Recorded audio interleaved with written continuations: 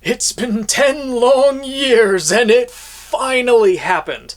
This episode is going to go down in RWBY history as, well, the one we've been waiting for.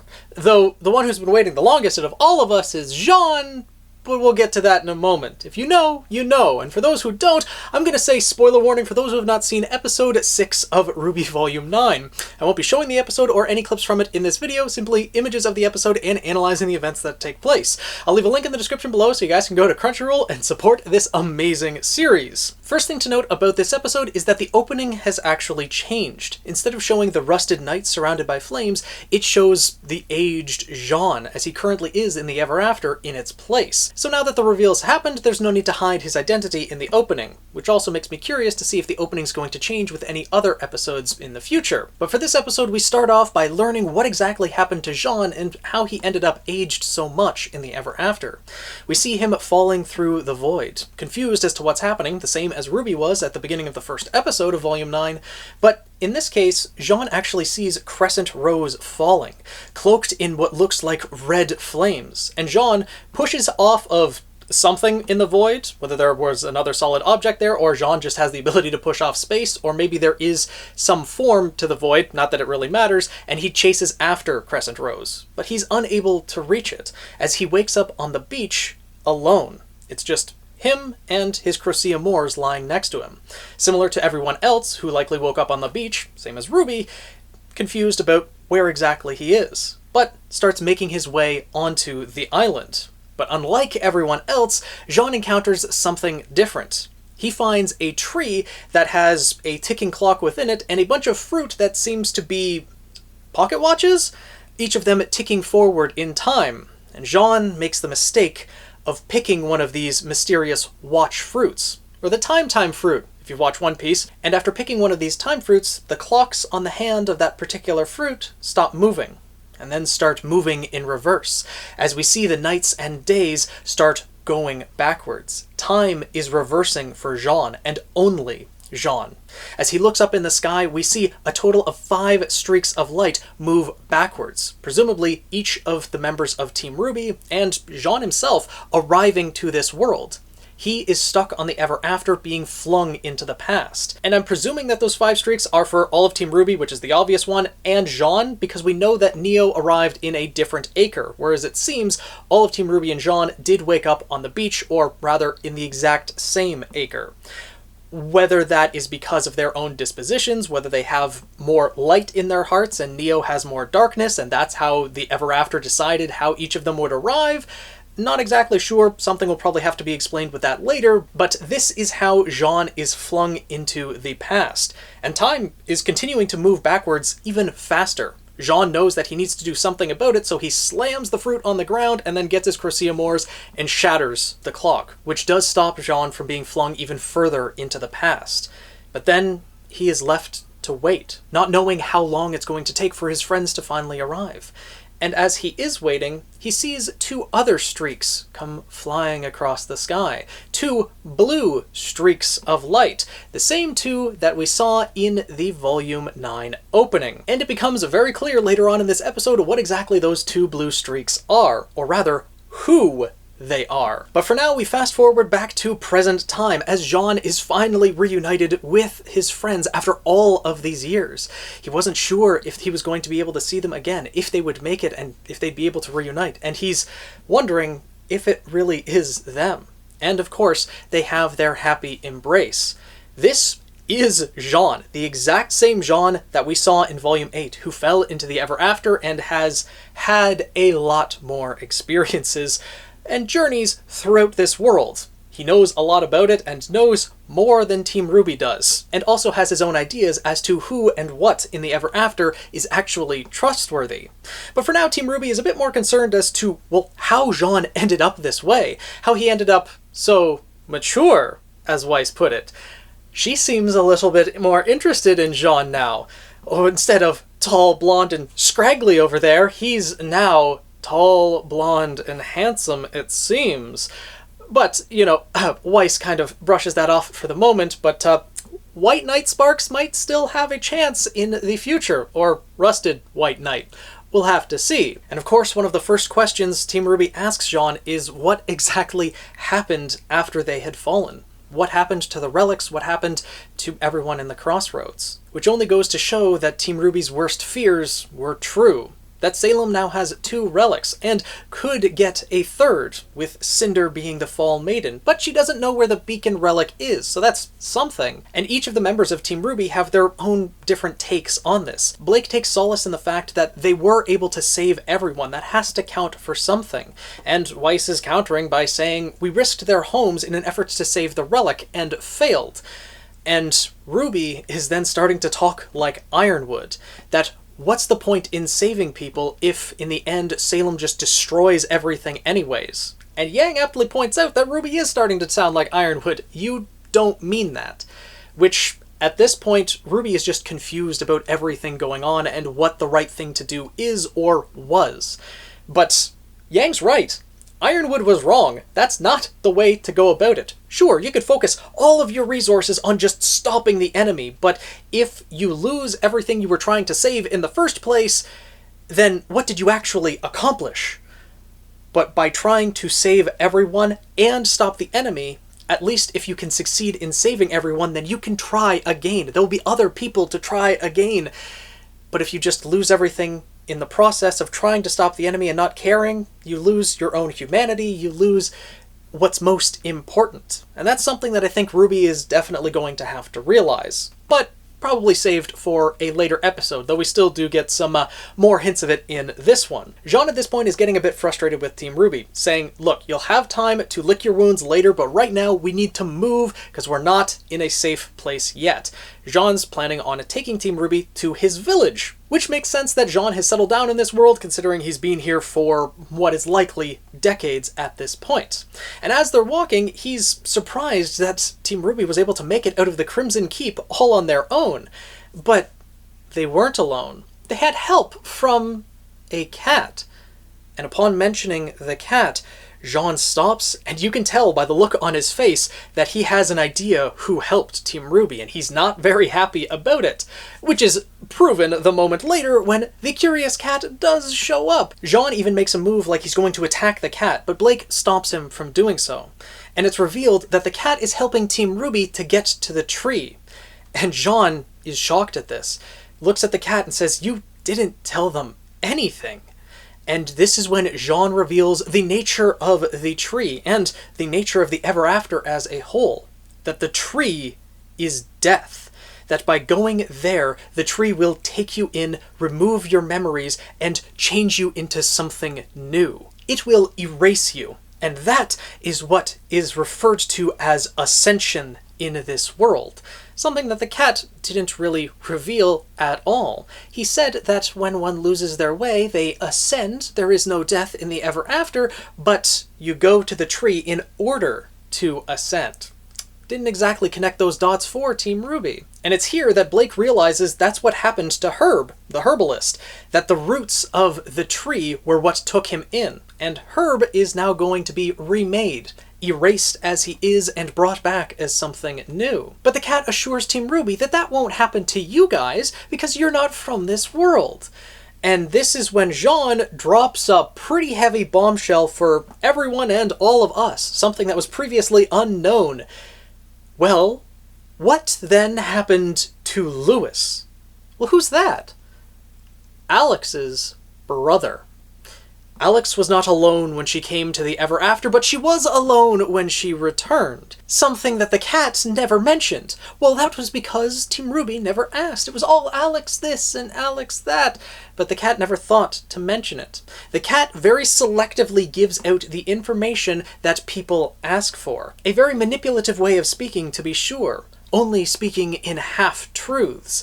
Something that we have seen done before, and perhaps there is a connection there between the Curious Cat and one of Ozpin's previous incarnations. Perhaps Ozpin knows more than he's letting on. But with that being said, I don't think that Ozpin has actually come to the Ever After personally. I think he may have encountered Alex at some point and gotten her side of the tale, which we're learning is full of inaccuracies. We learned in the last episode that Alex left out a lot of the exposition and explanations of the Ever After, but now, even more so, she left out one of the main characters. her very own brother, and for what reason still remains unknown. But Jaune says he has a plan, so they don't need the cat, and the cat seems quite antagonistic of Jaune, saying a lot of good that has done you in how many years that you've been waiting? Well, we don't exactly know what Jaune's plan is at this moment, but I don't doubt that he has one, and I don't doubt that it could work, because his plan has been waiting for Team RWBY to put the plan into motion. So the cat's words here are more just digging at Jaune, not actually criticizing the plan that he has, because Jaune's plan was to wait for Team RWBY. So, the cat is just being antagonistic for the sake of being antagonistic. Maybe not as much of an ally as he was first thought to be. Regardless of that potential fact, though, all of the information that has just been revealed is a lot to think about, and so RWBY and the rest of her group doesn't exactly know what to do. And so the cat says, well, we've just reached a crossroads then, and then they are immediately taken by the storm that has been looming on them in the distance. While they were having this conversation, a storm was continuing to grow, and now it takes them inside of it. As we see the inside of this cloud, a winding and twisting maze perched upon water with purple clouds in the sky. This is apparently, according to Jaune, a punderstorm. So instead of thunder, it's punder, which I get the name, because it's pun, but really a more fitting name for this storm would have been a ponder storm, because the entire storm is about pondering the conflicts that you have. Jaune says that this storm, that a punderstorm, is the physical manifestation of a mental or emotional problem that people are having. And in this case, this winding maze represents that problem for Jaune, RWBY, and Weiss. But notably, Blake and Yang aren't there, and Jaune mentions that, well, they must have had some greater problem to work out. And oh boy, what a problem it is, as we see where Blake and Yang are, suspended above the clouds, high in the sky with a platform between them and separated by a large gap on either side. Each of them stood on the few panels remaining on separate bridges, leading towards the center. I'm sure that many people had the same first thought I did upon seeing this situation for the first time. Bumblebee is finally happening. But we'll have to wait for a few more moments to see if this situation actually leads to what we're hoping as we go back to Jaune, RWBY, and Weiss. Jaune is still being a little bit frustrated with RWBY and Weiss, as, things would go a lot quicker if they would just make up their minds. Jaune has been through this time and time again, but RWBY and Weiss are just experiencing this for the first time. So they don't exactly know how things work, and, well, Jaune, having been through the ringer, is, just growing more and more frustrated. But now as they're traveling through the maze, RWBY is asking Jaune how the story is both real and not. And Jaune confirms that all of it did happen. The girl who fell through the world, that story did happen. Just not the way that Alex wrote it, as the author was only giving one interpretation of it. And while Jaune is explaining, they walk down a path that has water spouts on either side of it, forming mirrors that seem to reflect what is on the individual's mind most at that moment. For Jaune, it is Penny, something that he has yet to tell Team RWBY about. Weiss knows the story. Weiss knows that Jaune was the one who ended up taking Penny's life in the end, but that's something that Jaune didn't exactly reveal to the rest of Team RWBY when he was telling them everything that happened after they fell. It's something that is still yet to be brought up. So conflicts are going to happen, and that means that Team RWBY is probably going to come to distrust Jaune at some point, considering he is still hiding information from them, the same way that the curious cat had been up until now. For Weiss, in the reflection, she sees Atlas falling. Her home is gone. Everything that she knew growing up no longer exists. And she's probably wondering what exactly she has left. Of course, she has her family and her team, but she's lost a huge part of her history. And for RWBY, we only see it for a brief frame or two, as she only briefly walks past one of these reflections, and it's not something focused on. Her reflection is showing her as Summer Rose. This could mean a couple of different things, and of course there's going to be videos on it in the future, but This is what is on RWBY's mind, and perhaps a reflection of also her innermost self. I have seen comments being made before that RWBY is actually Summer, but I don't think that's the case. That would make things far too confusing timeline-wise, and, RWBY being her own mother potentially and things like that. There's possibilities there, but I think something else may be going on. That is something that can be addressed at another time, though, as RWBY is realizing that Alex lied in her story, and Jaune confirms yes, and he tells what actually happened, at least for the parts that he was present in Alex's story. He had waited for Team RWBY to arrive, but before Team RWBY did, he found someone else. Alex and Lewis arrived from Remnant, and he soon realized that he was in their story, that Jaune was the Rusted Knight. And Jaune tried to help them, to join them on their journey and help guide them. But things were not the same as they were in the book. Alex was not only a liar and a cheater, as was depicted in the books, but according to Jaune, she was also selfish and cruel, acting as though this was a fantasy world and the rules did not apply to her. Essentially, that nothing and no one in this other world mattered to her. All that mattered was herself. And it was her brother, Lewis, that was the kind one. He was caring and also cunning. But things changed once they went to the herbalist. They encountered Herb, the same that Team RWBY did. And Alex herself changed afterwards. Something happened when she was likely confronted by a version of herself the same that Team RWBY was, with Weiss, Blake, and Yang each confronting and overcoming their younger selves, and RWBY was brought to her knees by what she was confronted with. Something similar must have happened to Alex, as she lost all trust in those around her. Jaune in particular, but possibly also her brother and the cat as well, though likely not the cat given what we know happens next. Jaune at this point wondered if it was his fault, if he had changed the story in some way. And as he's saying this, we see Alex pick a poisoned berry from a bush, put it into a drink, and give that drink to Jaune. And then we hear Jaune quote what is likely a phrase from the fairy tale The Girl Who Fell Through the World. The Rusted Knight drank the poison in her stead. So the way that Alex depicted it in the fairy tale is that the Rusted Knight willingly drank that poison instead of Alex in an effort to save her. But the reality is that Alex was the one who actually poisoned the Rusted Knight. And as Jaune lay there on the ground, unable to move, Alex then tells Jaune that she won't let anyone interfere with her leaving. So she abandons Jaune. That's the last that he ever saw of her. But the cat continued on with Alex and Lewis. And this is why Jaune does not trust the cat. Because sometime afterwards, after the cat had come back for Jaune, after Alex and Lewis were gone, that is when he figured it out. That the cat's role, their purpose in the ever after, is to feed the tree, to keep that cycle of ascension going. That if someone loses their way, it is the cat's responsibility to either convince them to continue fulfilling that purpose, or to take them to the tree and give them a new one. The cat is meant to continue this cycle. That isn't something that is helpful. That is manipulation, as Jaune puts it.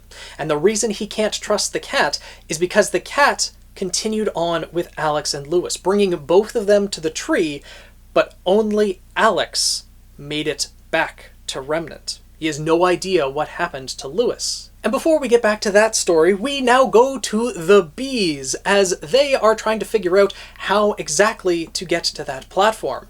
They don't really know what they need to do, but Blake says that she's going to feel a lot better when they're both together on that platform. And another step appears in front of her. Blake is admitting that she would be happy when they're finally together, and that allows another step to appear, talking about their relationship, their feelings for one another. And Yang starts thinking that maybe there's a password. They need to say some specific words to get more platforms to appear. But then she eventually says, Blake will figure it out, that she's good at that, something that she's always admired about her.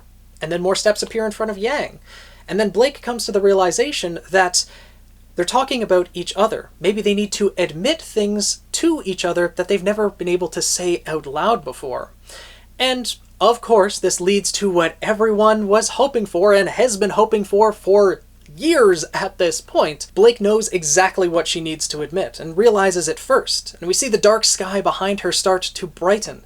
Yang seems to realize it too, but then second guess herself, not knowing if she can take that next step.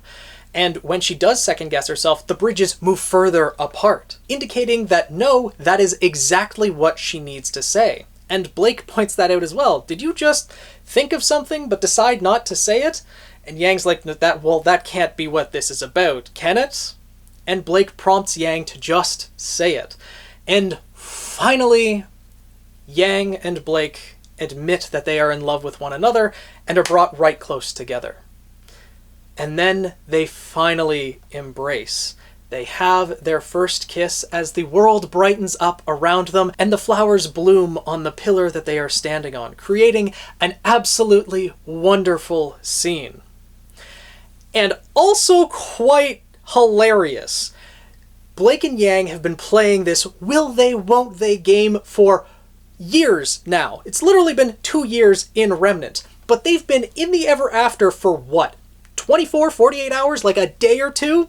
And the world itself got so sick of it in a day that it's like, no, we're putting you in this situation. You two are going to get over it and just admit it to yourselves. That's hilarious. I was both crying from happiness and of laughter at this scene because of the entire situation. It is beautiful, but also when you think that the world just forced this on these two because, it was already sick of it too. It's just beautiful in so many different ways. I really do love this scene. But yeah, it finally happened. Bumblebee is canon, and well, let me know your thoughts down in the comments below on this one. How did you guys enjoy this scene in particular, as well as the rest of the episode? And speaking of the rest of the episode, we have to get back to Jaune, RWBY, and Weiss as they find the cat, and RWBY and Weiss confront him, saying that Jaune told them everything, that at the tree is where ascension happens. And the cat assures them, well, that's not going to happen to you. You're not Afterins. You're from Remnant. And so, going to the tree, you won't ascend. What is the cat exactly basing this on, I wonder? Because how many times has he actually seen a person from Remnant go to the tree and it not cause them to ascend? How much data does this cat actually have? Because, as we're about to find out, not very much at all. Because as RWBY and Weiss are questioning the cat, they're pointing out that the cat pretended like they had never heard about Alex's story before, but Jaune had already told them about it. And the cat's reply is simply that Jaune's a few berries short of a picnic. So instead of actually responding, it's just calling Jaune a bit crazy. Maybe Jaune misremembered? Maybe that's what the cat's implying, that Jaune didn't actually tell the cat about the story, or the cat is just trying to deflect and not answer the question. But then an important question gets asked of the cat. What exactly happened at the tree when he brought Alex and Lewis there? And the cat sits down, seemingly very upset, because Alex tricked them. She had promised the cat to take them with her to Remnant. The cat wanted to go to a place that it had never experienced before, seemingly quite okay with abandoning their purpose in the Ever After, abandoning their overall goal of continuing that cycle of ascension in efforts of just gaining more information and exploring a new world. But the cat says that Alex tricked them, just like RWBY did. In the same way that the cat just sees other people as sources of information and entertainment, Team RWBY just wanted to use the cat to get to the tree. And RWBY and Weiss start feeling bad about that. And the cat says, well, thank you for teaching me that lesson, Ruby Rose, Huntress. I'll make sure never to make that mistake again. And the cat disappears. RWBY does say that she just wants to go home. And I'm a bit confused why RWBY and Weiss are feeling so down about that. Yes, they did trick the cat, but the cat even openly admits that they only see other people as sources of information and entertainment. In the same way, they're using each other. So although tricking the cat isn't exactly nice, the cat was using them in return, full well knowing what Team RWBY's goal was. Because Team RWBY was open with that. They openly were asking how to get to the tree. The cat knew exactly what Team RWBY was doing. It's not, there was no trick there. It was all on the table that Team RWBY wanted to go to the tree. The cat was helping them go to the tree because Team RWBY had a lot of information to give the cat. So I don't fully understand why Weiss and RWBY are feeling so down. Yeah, of course they'd feel like crap because they're being confronted by the person that they tricked, but the cat is using, well, manipulative language here to make it sound much worse than it actually is. The cat at this point definitely does not seem like an ally. Seems like a being out for its own goals, and that's it. Possibly this was because of Alex's trickery, that the cat did trust Alex, but learned very quick never to trust someone from Remnant. That all of them are liars and cheaters, but also that's one data point. That is one example and one interaction that the cat has to go by. And considering the cat doesn't actually know what happened at the tree, the cat cannot confidently say. The cat is lying when it says, when you go to the tree, you won't ascend because you're from Remnant. The cat has no way of knowing this, especially considering that the cat knows that Alex and Lewis went to the tree, but only Alex was able to make it back. Something happened to Lewis, and the cat knows that something happened to Lewis. So the cat can't say, like, I'm starting to ramble at this point, but it's all misinformation and manipulation with the way that the cat speaks and the way things are being thrown around. There is a lot of distrust, and that overall theme of trust from Volumes 7 and 8 is seeming to continue here, and we're probably going to see a conclusion of that to some extent. That trust is a risk, as Yang said near the end of Volume 8. So, who is going to take that risk now? It's something that was said when all of Team RWBY and Jaune were present, so maybe there'll be a scene where Jaune will throw those words back at Yang. When it's found out that Jaune did keep some information from the rest of Team RWBY, namely that he was responsible for ultimately killing Penny, Weiss also kept that information from the rest of Team RWBY, so there's going to be some conflict there, and they're all going to have to decide to trust one another to be able to get out of the Ever After. Getting back to the last few minutes of this episode, though, after the cat leaves and abandons Team RWBY, the punderstorm shatters, and everyone is returned to the exact same spot where they left. And this is when RWBY, Weiss, and Jaune see Blake and Yang in their embrace. And Jaune voices the same thing that probably a lot of us felt at that time.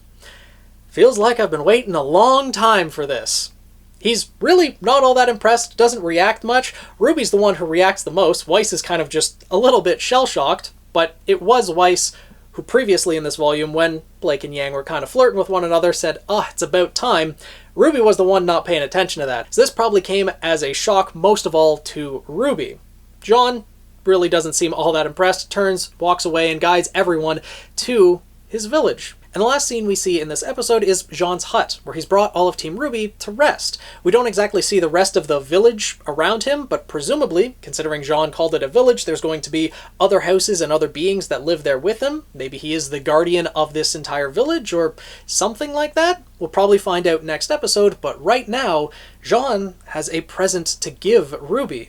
He brings in a box and hands RWBY Crescent Rose. Something that apparently he found a long time ago. That it was the first thing he saw when he fell into the Ever After. And years later, when he finally came across it again, he kept it safe for her. So somehow, Jaune was transported back in time, then found Crescent Rose a decent amount of time ago, presumably, so that he kept it for RWBY in hopes of encountering her again. So somehow did Crescent Rose arrive in the Ever After earlier than Jaune and Team RWBY did? That kind of doesn't exactly make sense, because we know that Jaune arrived to the Ever After initially at the same time as Team RWBY did, or at least like within a couple minutes of each other, possibly separated only by the amount of time it took for each of them to fall. So Crescent Rose arrived that much earlier, or did Jaune just find it like a day or two ago when the rest of Team RWBY arrived? That's when Crescent Rose showed up and he gathered that. Some things with the timeline aren't exactly making sense here, but hopefully they will in the last 4 episodes of this volume. Upon seeing Crescent Rose, though, RWBY is not thrilled to see her weapon. We see the shadow of like dark tendrils start to creep up Ruby as she's looking at her weapon like it's causing her some trauma of all of the battles that she's lost and the failures that she's had. And she only snaps out of what seems like a panic when Jaune calls her name. And then she just thanks Jaune for bringing her weapon. The rest of her team, Weiss, Blake, and Yang, are happy to see that Ruby got her weapon back, but, you know, Ruby's just not all that happy at the moment. And then as Jaune is about to head out of the hut, Ruby asks Jaune what he thinks happened to Louis. And Jaune says that he thinks Alex traded her brother to the tree for a ticket home. That for Alex to get home, she abandoned her brother, and afterwards wrote her brother out of the story when she returned to Remnant. And then we see Ruby take one last look at Crescent Rose and slam the case shut. And this is where the episode ends. So, holy crap, a lot happened in this episode, huh? We finally learned more about the Ever After and the overall nature of it, and the tree that they're all trying to get to. It seems like that is their ticket home, but they might have to sacrifice something to be able to get home. And of course, Alex, not exactly who she wrote herself to be. The Curious Cat, not exactly as they first appeared to be either. And ultimately, Bumblebee is finally canon. Blake and Yang finally had their embrace and can now be a couple for the rest of the series. So let's hope that nothing bad happens to them. We'll have to wait and see if anything does, but I don't think it's going to be exactly smooth sailing ahead. There's going to be conflicts, but I'm hoping at least their relationship stays stable from here on out, because they've been through the ringer enough times already, at least emotionally between the two of them. Other things can happen. I mean, Blake's already seen Yang die in front of her. Yang already woke up in that other world, thinking that she would never see Blake again, so, yeah. I think they're going to stick together from here on out. Of course, with their emotional problems now sorted out, they can hopefully focus on another member of their team that is struggling with their own issues at this moment. Because RWBY is in dire straits right now. She sees her weapon and it's trauma-inducing. It's panic-inducing. With everything that we've seen thus far in the volume, RWBY is struggling heavily. And if what Jaune said about Alex after she encountered the herbalist is true, that she changed after seeing whatever vision it was that Herb allowed her to see, then that might happen to RWBY. What we saw in the Volume 9 opening, that RWBY saw herself on the other side of the bridge, or saw Alex on the other side of the bridge, and that turned into her. Is RWBY going to lose trust in her allies? Is she going to turn into a selfish and cruel individual? That smile that she gave in the opening certainly implies that she might, and that might just happen when she finds out the exact nature of Penny's demise. That Jaune was the one who did it, who dealt that final blow. And she's probably going to be pissed mostly at Jaune, yes, but also Weiss, because Weiss didn't exactly say that information, and Jaune wasn't exactly forthcoming with it either. It's something that he's obviously still hung up on, as we see that in the reflection on those water spouts in the punderstorm, but also RWBY is struggling with something more, something even deeper than that. The struggle that she has with her mother. And the promise that her mother made. The promise that she abandoned last episode by giving up that emblem. I think there is a lot with Summer Rose that RWBY is hung up on in particular. Not only everything that's happened throughout these past volumes and how she is continuing to fail, but possibly that her mother failed before her, and now she's following in those same footsteps? I don't know. Let me know what you guys think down in the comments below. I do plan on making a video on the struggle that RWBY's going through and how it relates back to Summer Rose, possibly more than anything else. There is a lot that still needs to happen in this volume, and I'm really looking forward to it. Every episode is getting better and better, with more reveals, more interactions, more things that we've been waiting for a very long time. The emotional conflict that all of the members of Team RWBY are going through, the emotional resolution between Blake and Yang, and seeing how everything is going to unfold in the Ever After, how they're actually going to be able to escape, and what they may have to sacrifice upon doing so. If that was exactly the case, that Alex traded her brother for her ticket out of the Ever After, will Team RWBY have to do the same? will Jaune voluntarily stay behind? Now that he's aged up, will he be abandoned in the Ever After willingly so that Team RWBY can get back? Or is something else going on here? I feel like neither the cat nor Jaune have full and accurate information as to what the tree would actually do to someone from Remnant, because the cat was tricked. Alex went off without them at the end, and the cat doesn't know what happened at the tree, and neither does Jaune. Jaune's operating on assumptions at this point, thinking that the cat is the enemy. But it doesn't exactly seem that way. The cat isn't exactly nice in the way that it words things and speaks in half-truths and manipulative with the way that it talks, but the cat might not necessarily be an enemy. I don't think Jaune is an enemy, but there is a lot of unknowns and holes in the different stories that people have. The information isn't perfect, and we're going to find out what happens. Maybe not next episode. I feel like next episode we're going to see more of Neo and the goals that she's trying to achieve, but for now, we'll just have to wait and see. Especially since RWBY was not kidnapped at the end of episode 5, and Neo's definitely still hunting the rest of Team RWBY, sending her Jabberwocker army after them, and, well, that's probably going to happen very, very soon. But let me know your thoughts down in the comments below. How did you enjoy this episode? The reveals that we got of the Ever After, Bumblebee finally having their embrace and confessing to one another, and the fact that the Ever After got sick of their will they or won't they after a single day and forced the situation on them. I look forward to hearing what you think down in the comments. If you guys enjoyed this video, make sure to subscribe and join the Guild of the Eternal Flame. If you guys enjoy No Game No Life, make sure to check out my second channel, The Daily Flugel. And if you guys want to see some games played live, make sure to check out my Twitch channel, linked in the description below. I'll be going live after this review goes live, so I might even be live while you are watching this very video. With that being said though, I'll see you guys in the next video.